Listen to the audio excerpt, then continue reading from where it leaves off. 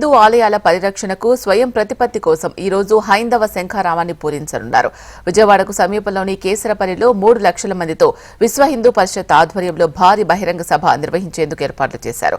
మఠాధిపతులు, పీఠాధిపతులు పాల్గొని ఉద్యమ కార్యాచరణ ప్రకటించనున్నారు. దేశవ్యాప్తంగా చేసే ఈ జాతీయ ఉద్యమానికి ఆంధ్రప్రదేశ్లో శంఖారావ సభతో అంకురార్పణ చేస్తున్నారు. ఈ సందర్భంగా పోలీసులు 3,000 మందితో భారీ పోలీస్ బందోబస్తు ఏర్పాటు చేస్తున్నారు.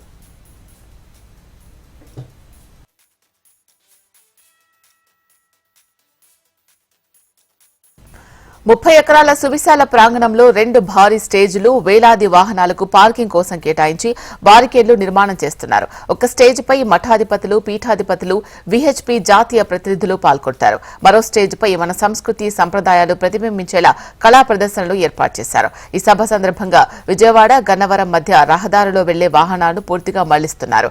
ఆ రోజు ఉదయం నుంచి రాత్రి వరకు ట్రాఫిక్ ఆంక్షలు కూడా ఉంటాయని పోలీసులు ప్రకటించారు. 3,000 మందితో భారీ పోలీసు బందోబస్తు, డ్రోన్లతో నిరంతరం పర్యవేక్షణ ఉండేలా పోలీసులు అవసరమైన భద్రతా చర్యలు తీసుకుంటున్నారు. కేసరపల్లిలో సభ నిర్వహణ ఏర్పాట్లను విహెచ్పీ ప్రతినిధులు పరిశీలించి నిర్వాహకులకు తగిన సూచనలు చేశారు. హైందవ శంఖారం పేరుతో విశ్వ హిందూ పరిషత్ ఒక బ్రహ్మాండమైన సమావేశం ఇక్కడ ఏర్పాటు జరిగింది. కేసరపల్లిలో 30 ఎకరాల్లో ఒక పెద్ద బహిరంగ సభ కోసం ఏర్పాట్లు పూర్తి అయిపోయినాయి. పార్కింగ్కు సుమారు 3.5 లక్షల మంది దీంట్లో పాల్గొంటారని మేము భావిస్తున్నాం. ఇంకేదంటే మా లెక్క ప్రకారంగా సుమారు 4,000 బస్సులు వివిధ ప్రాంతాల నుంచి బయలుదేరుతున్నాయి. వాళ్ళందరికీ కూడా వాళ్ళందరూ ఏ బస్సులో ఏ ప్రాంతం నుంచి వస్తున్నారు, వాళ్ళు ఎక్కడికి వెళ్ళాలి, ఎక్కడ ఉండాలి, ఏ రోడ్లో రావాలి అనేది కూడా అన్నీ కూడా వాళ్ళకి చెప్పడం జరుగుతుంది. అంచేత ఏ ఇబ్బంది లేకుండా సజావుగా మొత్తం భక్తులందరూ కూడా ఈ 4 లక్షల మంది 3-4 లక్షల మంది ఈ ప్రదేశానికి రావటానికి కావలసిన ఏర్పాట్లన్నీ చేయటం జరిగింది. వాళ్ళందరికీ కూడా భోజన ఏర్పాట్లు కూడా చేయటం జరిగింది. అంచేత ఈ మీటింగ్